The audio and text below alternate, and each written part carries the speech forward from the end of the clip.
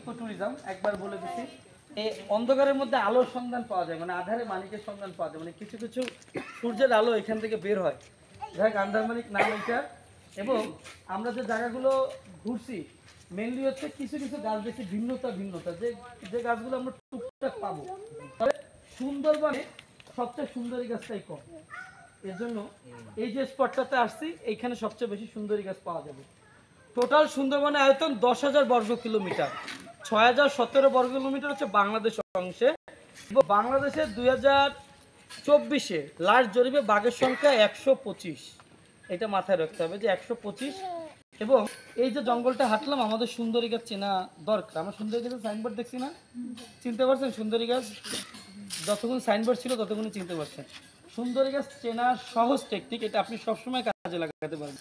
Total গাছের দিকে তারপর গাছের পাতাটা একটু বেশি ময়লা নোংরা, সুন্দরী গাছের এইটা একটা বৈশিষ্ট্য। এই দেখেন একটু ময়লা। এবং সুন্দরী গাছের পরগাছা হয়, খেয়াল করেন, পরগাছা হয়। এবং